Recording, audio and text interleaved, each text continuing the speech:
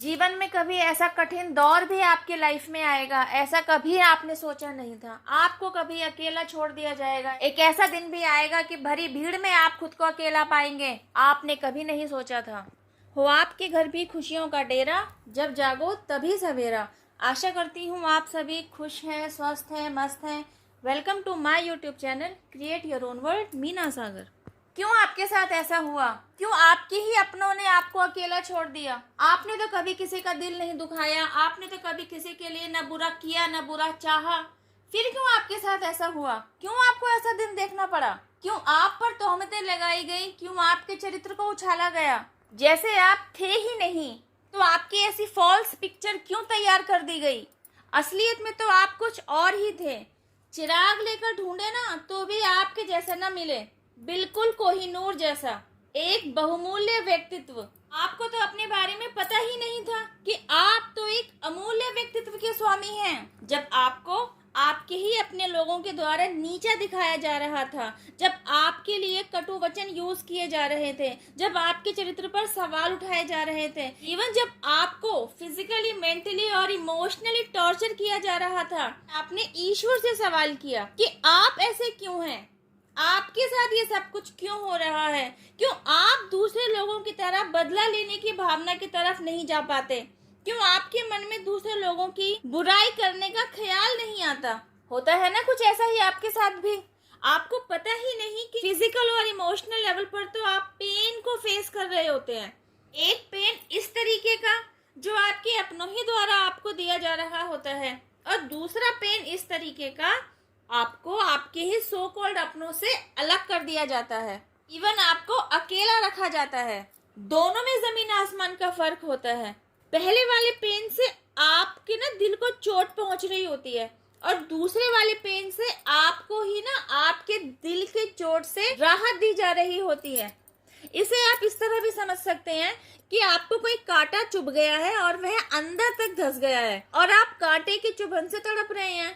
तो जब तक वह कांटा आपके शरीर से निकाल नहीं दिया जाएगा, आपको चैन नहीं आएगा। आप उस कांटे के चुभन से बेचैन ही रहेंगे। और आप यह भी जानते हैं कि कांटे को बाहर निकालने के लिए आपको दूसरी सुई की चुभन भी बर्दाश्त करनी पड़ेगी। तो आप दूसरी सुई के चुभने और उस सुई द्वारा कांटे को निकालने तक की चुभन से होने वाली पीड़ा को बर्दाश्त करना शुरू करते हैं, इस उम्मीद के साथ बस कांटा बाहर निकलने ही वाला है।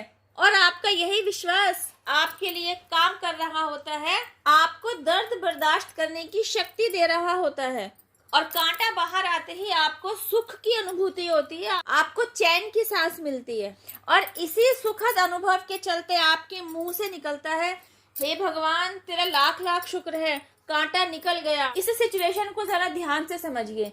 कांटा आपके नासमझी से आपको चुभा, किसी थर्ड पर्सन ने आकर आपका कांटा निकाल दिया। आपने इस प्रोसीजर में पेन से भी गो थ्रू किया।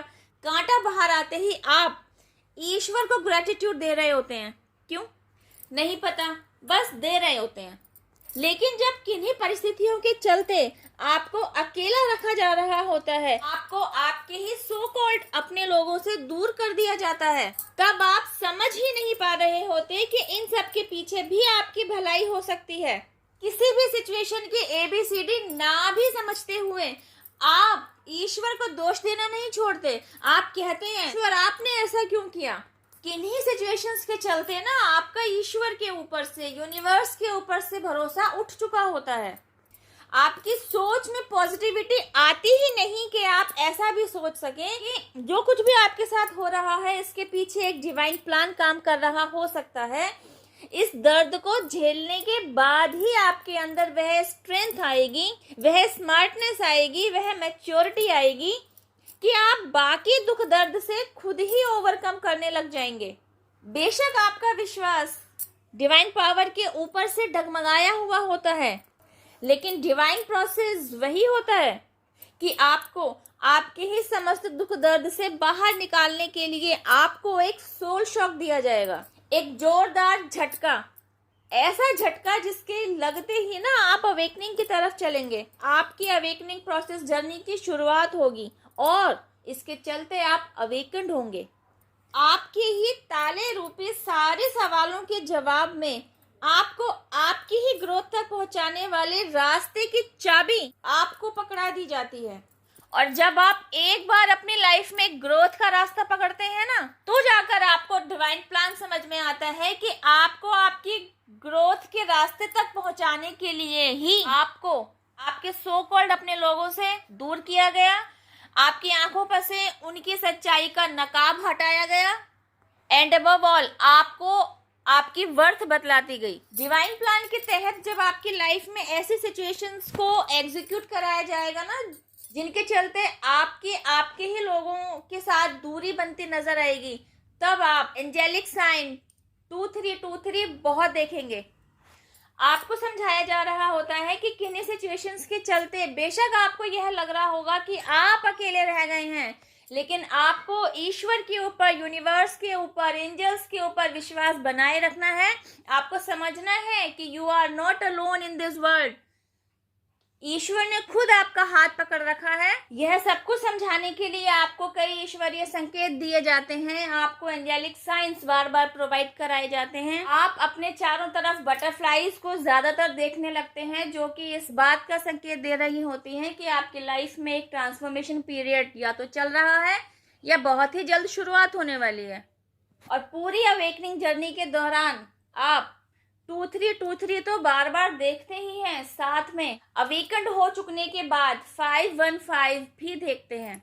और फाइनली अवेकंड होते होते जब आप खुद को किसी मुकाम पर पहुंचा हुआ देखते हैं ना, अब तक की जर्नी के दौरान आपने जितना भी पेन फेस किया होता है ना, ईश्वर को शुक्रिया कहते हैं, यूनिवर्स को थैंक यू कहते हैं, अपने एंसेस्टर्स को आप ग्रेटिट्यूड देते हैं कि उन्होंने आपको अवेकनिंग जर्नी प्रोसेस में डाला और आपको अवेकन किया। Thank you for watching my video. अब मैं आपसे मिलती हूँ एक नेक्स्ट वीडियो में। टिल देन हैव पेशेंस, रबर केयर, जय माता दी, take care, bye, stay blessed.